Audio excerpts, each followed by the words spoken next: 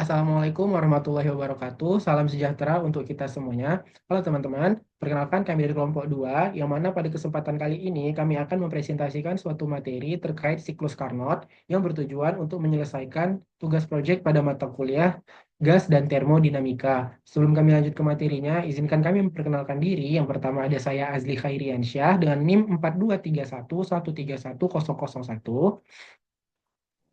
Saya Husna Khairi Sinaga dengan NIM 423313165. Saya Khaira Aprilia Yosef Insyaalloho dengan NIM 4233131028.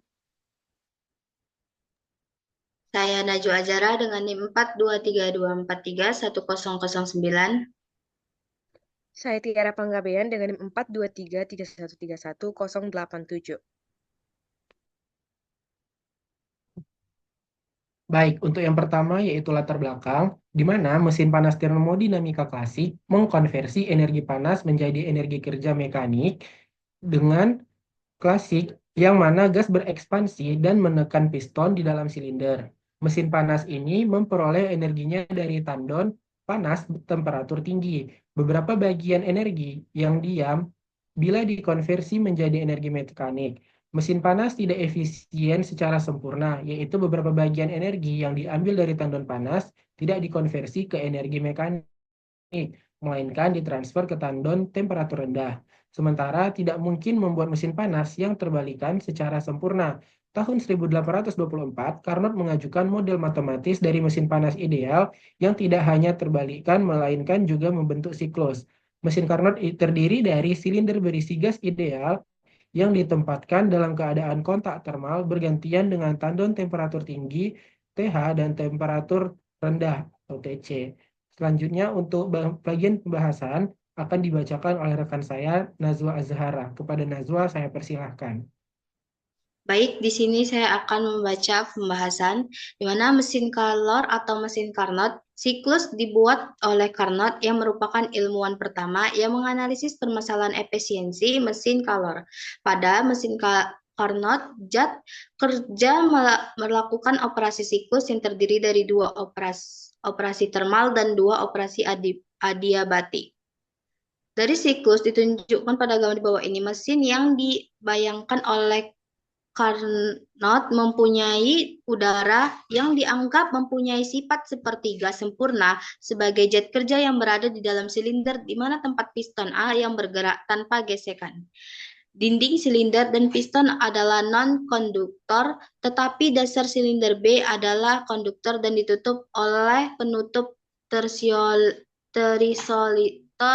terisolasi IC. Saya kembalikan ke moderator. Baik, terima kasih kepada Nazwa. Untuk selanjutnya akan dibacakan oleh rekan saya yaitu Kaira. Kepada Kaira saya persilahkan. Terima kasih kepada moderator. Nah, di sini saya akan membahas tentang pengertian isoterm. Nah, pengertian isoterm adalah semua keadaan dengan suhu yang sama terletak pada kurva disebut isoterm.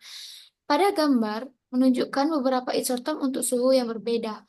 Suhu dari isoterm tertentu lebih tinggi dari suhu semua isoterm yang terletak di bawahnya dan lebih rendah dari suhu isoterm yang terletak di atasnya.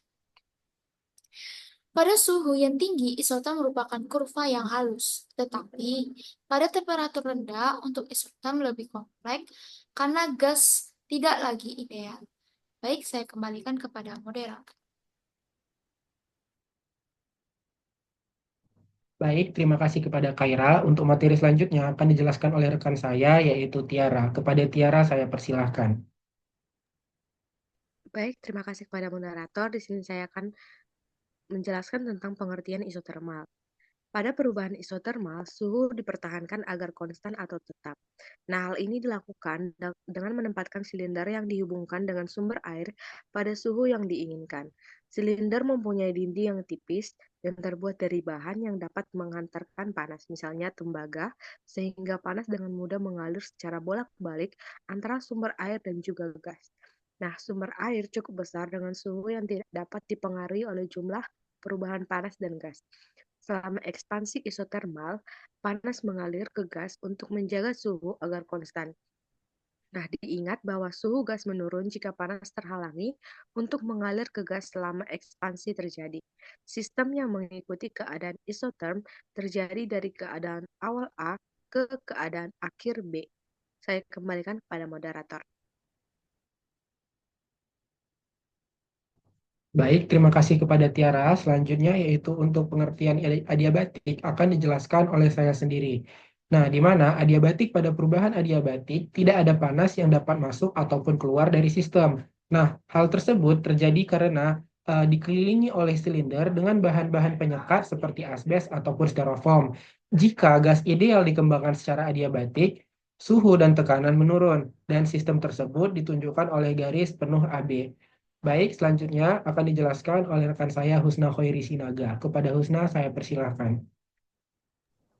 Baik, selanjutnya, efisiensi sebuah mesin panas didefinisikan sebagai perbandingan antara kerja yang dihasilkan oleh mesin dengan kalor yang diserap dari reservoir suhu tinggi.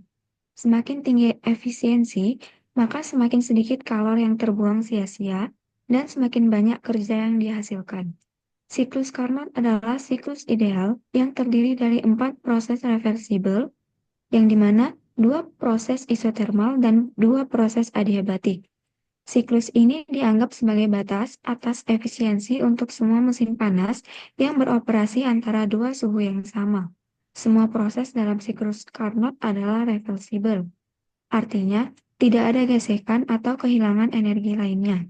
Hal ini adalah kondisi ideal yang tidak dapat dicapai dalam mesin nyata.